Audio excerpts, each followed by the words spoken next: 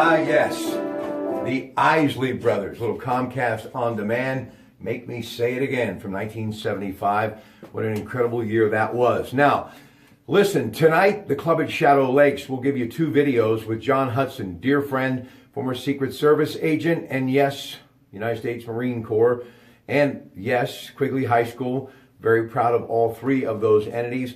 We'll be talking about what he does, that Eye in the Sky, Camera Security Consulting Solutions, Inc., what he believes needs to be done to help increase better security in our schools to protect our next generation, those incredible students and their teachers. So that's him later tonight, John Hudson at Shadow Lakes. So hope you'll join me then. But until then, I was doing some work around the house, and you saw our video earlier with your daily headlines.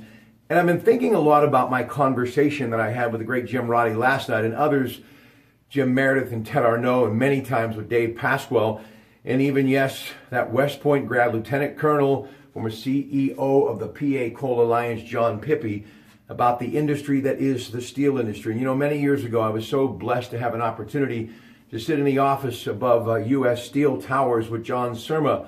He was then the man in charge of the icon, U.S. Steel.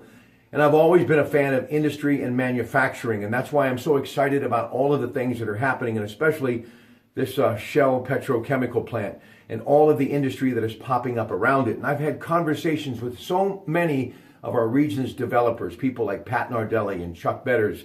These are men that inspire me. They motivate me to get up in the morning, continue to do what I do, including all of these free videos. Why? Just to promote good news. And you know, David Burritt was talking about on CNBC, Granite City, Illinois, and that plant bringing back 500 jobs. And some of the things that he said really just stood out. Things like you have to have manufacturing. You have to build things in America. If not, you have no society. And you know, Mr. Pippy, being a military man and an incredible one, along with people like John Hudson and even Mr. Roddy, these are men that I really look up to and admire for a number of reasons. But anybody who serves in the military always will get my ear because I think they deserve a little extra time. And when you think about steel and how important it is to defend our country, if you give up and let the steel industry go away, as Mr. Burritt said, you're held hostage. So it's important now more than ever. And today the president is going to have a meeting in the 3 o'clock hour at the White House. And it was just trending on CNN moments ago. He is such a firm believer in standing up for the steel and aluminum industry. That's why he put the 25% tariff on steel and 10% on aluminum. And I know Mr. Cohen decided to step away, his chief economic strategist, and the markets have really had a seesaw ride with this. And I know a lot of people that are smarter than me have said it's not good for global business. But my thoughts are this, and we're going to talk about this tomorrow, and that's why I'm asking you to phone in at 866-391-1020. You can text me on that number. That, of course, brought to you by Wright Automotive, the best deal in town, and Dollar Bank Instant Access, KDKRadio.com. Whether you're connected to the industry or not, whether you're in manufacturing or not, we all have a stake in this. It's all about our future.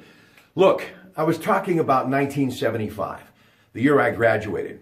You know, I was in a house last night that I first was in when I was 8 years old back in 1965. What an incredible house and how it was built. In that time, of course, the steel mills were booming. And the family that lived there, the father was the second generation of a trucking industry. And you know, I have many friends in the trucking industry now, BMAC Trucking, PGT, and I realize how important all of this means to them. And for one job, that means like 3 or 4 other jobs that are directly or not indirectly connected to the steel industry. But they have some reason to get up and go to work because of the steel industry. And I know a lot has changed in the world that we live in today, and there are other things that may have replaced the icon that once was the #1 employer in our region. But it's still a huge footprint, and you cannot turn a deaf ear to what Mr. Burritt said today. And as I replied many times to people who have told me, Rob, you've got to let this dream go. Steel and coal, they're not coming back. My question is, if you give up hope, what do you have, America? Hope is that one thing that motivates us to believe it's okay to dare to dream. To believe it, you can achieve it. And I know that this has got a long way to play out, and how long it will last, no one knows. And I'm telling you, but one thing about President Trump, as he was congratulated in his administration and others by Mr. Burritt on CNBC, you have to give the man a lot of credit for standing up and believing in something. And isn't it time that we start believing in each other's with inside our borders, who we are, fellow countrymen and women, about building this country back to where it rightfully belongs? Because so many, speaking of the military, have sacrificed that ultimate thing that is their life to preserve our freedom and right to live in this country. You know, I can say this. Will it ever go back to what it once was? I don't know.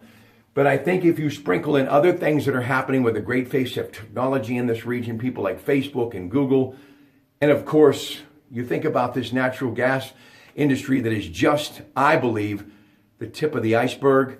And then, of course, you blanket and cover it with the warmth of that great brand that really we all have still flowing in our blood today. It's in your DNA if you are from the tri-state, the steel industry, and names like U.S. Steel. I believe that my children, my son Tyler, my daughter Eva, and my son Robbie will live to see a greater day and a better day. And I think it's up to us, and it will be my mission every day that I get up and have an opportunity to voice what I believe to be the most important thing. Jobs first, jobs last. So tomorrow, that will be our mantra. And I hope that you phone in and talk about why all of this matters, not just to my radio program or to Rob Pratte fans everywhere, but to each and every one of you. We can agree to disagree, but the thing that's the most important here, we have to agree on this. It's time for America to stand up and stand alone, side by side, shoulder to shoulder with our fellow Americans, because we have stood on the shoulder of giants for generations. And now it's time to show those who have come before us that we are ready to take the ball and run with it. Ladies and gentlemen, it's going to be an exceptional program tomorrow. It's one you're not going to want to miss. And I'm going to need your help to make it happen. Rob Pratt for Mike Pintech. Jobs first, jobs last. Noon to 3. Manufacturing. We have a heartbeat. Join me on KDKA Radio. Until later tonight at the club at Shadow Lakes. Have yourself a great rest of the day. In America, that is some good news about Granite City, Illinois. That's good news for all of us in this great country that we call home. Good afternoon.